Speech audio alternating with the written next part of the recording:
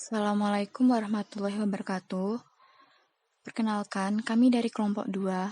Di sini kami akan menjelaskan mengenai teori Marxisme. Sebelumnya, perkenalkan nama anggota kelompok kami. Yang pertama, Tiara Maratu Solihah. Yang kedua, M. Ivan Rahman Basori. Yang ketiga, Resafia Azani. Karl Marx merupakan seorang filsuf, ekonom, sejarawan, pembuat teori politik, sosiolog, jurnalis, dan sosialis revolusioner asal Jerman yang lahir pada 5 Mei 1818 dan meninggal pada 14 Maret 1883 di usia 64 tahun. Ia lahir di Trier dalam keluarga kelas menengah. Marx belajar hukum dan filsafat Hegelian dan ia merupakan pencetus teori Marxisme.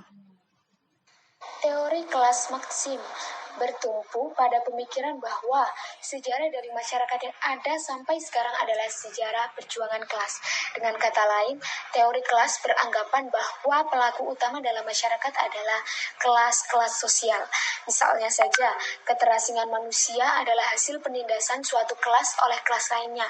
Teori yang dikemukakan oleh Karl Marx ini bukanlah teori yang eksplisit, melainkan sebuah latar belakang uraian Marx tentang hukum perkembangan sejarah kapitalisme dan sosialisme. Dalam teori ini, Marx membedakan masyarakat berdasarkan mode produksi atau teknologi dan pembagian kerja. Dari masing-masing mode produksi tersebut lahir sistem kelas yang berbeda, di mana suatu kelas mengontrol sistem produksi atau kelas pemilik modal, dan kelas lain yang merupakan produsen langsung serta penyedia layanan untuk kelas dominan atau kelas buruh. Faktor ekonomi inilah yang akhirnya mengatur hubungan sosial pada masyarakat kapitalisme. Teori Marxisme ini juga merupakan dasar teori komunisme modern. Teori ini tertuang dalam buku Manifesto Komunis yang dibuat oleh Marx dan sahabatnya Friedrich Engels. Marxisme merupakan bentuk protes Marx terhadap paham kapitalisme. Ia menganggap bahwa kaum kapital mengumpulkan uang dengan mengorbankan kaum proletar, buruh, atau kalangan bawah. Kondisi kaum proletar sangat menyedihkan karena dipaksa bekerja berjam-jam dengan upah minimum, sementara hasil keringat mereka dinikmati oleh kaum kapitalis. Banyak kaum proletar yang harus hidup di daerah pinggiran dan kumuh. Marx berpendapat bahwa masalah ini timbul karena adanya kepemilikan pribadi dan penguasaan kekayaan yang didominasi orang-orang kaya. Untuk mensejahterakan kaum proletar, Marx berpendapat bahwa paham kapitalisme diganti dengan paham komunisme. Bila kondisi ini terus dibiarkan, menurut Marx, kaum proletar akan memberontak dan menuntut keadilan. Itulah dasar dari Marxisme. Contoh Marxisme dalam kehidupan sehari-hari. Contoh pertama, pedagang dengan 3 karyawan, tetapi satunya adalah karyawan baru. Jika mereka menerima gaji bulanan, gaji karyawan baru sama dengan gaji karyawan lama. Contoh kedua, jika A memiliki roti dan 2 adik lelaki, ia membagi roti menjadi 3 bagian, sehingga ketiganya merasakan hal yang sama. Konsep dan pemikiran Karl Marx. Marx selalu menuntut agar filsafat menjadi praktis, yaitu pendorong perubahan sosial. Kata Marx, para filosof hanya memberikan interpretasi yang berbeda kepada dunia. Yang perlu ialah mengubahnya. Marxisme tidak selalu menjadi komunisme.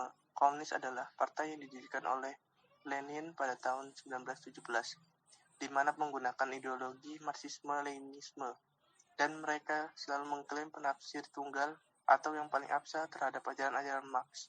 Komunis secara arti bisa dikatakan sebuah cita-cita utopis masyarakat di mana segala hak milik pribadi dihapus dan semuanya dimiliki bersama. Istilah Marxisme sendiri sebagai sebutan bagi pembakuan ajaran Karl Marx terutama dilakukan oleh temannya yaitu Friedrich Engels pada tahun 1820 sampai 1895.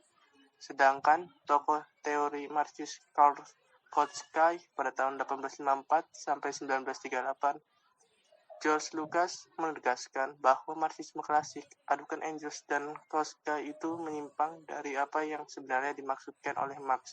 Lucas adalah salah seorang Marxian yang mencoba membaca Marx lain dari penafsiran mainstream atau Leninisme. Banyak ahli membagi pemikiran Marx menjadi Marx muda dan tua. Walau ini kurang pas, sebab hal-hal yang ada di Marx tua sebenarnya sudah ada di Marx muda, khususnya tulisan The German Ideology, terutama naskah Paris. Louis Althusser dalam bukunya Pour Marx mengatakan ada potongan antara Marx muda dan tua, walaupun beberapa ahli mengatakan perkembangan itu berkesinambungan. Adapun 5 tahap perkembangan pemikiran Karl Marx, yaitu pertama, terpengaruh kuat oleh filsafat Hegel dan mencari jawaban dari pertanyaan karena situasi politik Jerman saat itu. 2. Berkenalan dan terpengaruh dengan filsafat Feuerbach.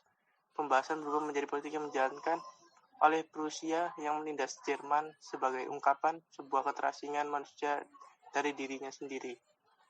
Yang ketiga, perjumpaan dengan kaum sosialis Prancis. Di sini Marx mulai mengetahui bahwa sumber keterasingan paling dasar berlangsung dalam proses pekerjaan manusia. Sebenarnya, pekerjaan adalah kegiatan manusia untuk menemukan identitasnya, tapi karena sistem hak milik pribadi kapitalisme menjungkir balikan makna pekerjaan menjadi eksploitasi. Karenanya, manusia hanya dapat dibebaskan dari belenggu itu apabila hak milik pribadi atas alat-alat produksi dihapus melalui revolusi kaum buruh. Ini tahapan Marx dalam sosialisme klasik. Yang keempat, karena pemusatan perhatiannya pada cara menghapuskan hak milik pribadi, maka Marx mulai merubah sosialismenya menjadi sosialisme ilmiah. Bukan hanya dorongan moral supaya alienasi dan eksploitasi itu hilang, tetapi sudah mengklaim keniscayaan dari masalah filosofis menjadi semakin masalah sosiologis. Perkembangan dalam cara-cara berproduksi lama-kelamaan akan membuat struktur-struktur hak milik lain menjadi hambatan kemajuan. Dalam situasi ini akan timbul revolusi sosial yang membentuk masyarakat yang tinggi. Yang kelima, karena faktor yang menentukan perkembangan masyarakat adalah ekonomi, itulah akhirnya Marx memusatkan dirinya pada kajian ekonomi, khususnya kapitalistik. Studi ini menghasilkan kesimpulan bahwa merupakan keniscayaan kapitalisme dengan sistemnya sendiri akan hancur. Karena eksploitasi persaingan semakin besar, maka masyarakat akan sangat terpolarisasi menjadi dua kelompok, kaum buruh dan pemilik modal. Karena eksploitasi itu menjadi-jadi, maka akan terjadi revolusi kelas buruh yang akan menghapuskan hak milik pribadi atas alat-alat produksi dan mewujudkan masyarakat sosialis tanpa kelas. 1-3 bisa disebut Marx muda, dan tahap 4-5 biasa disebut Marx tua.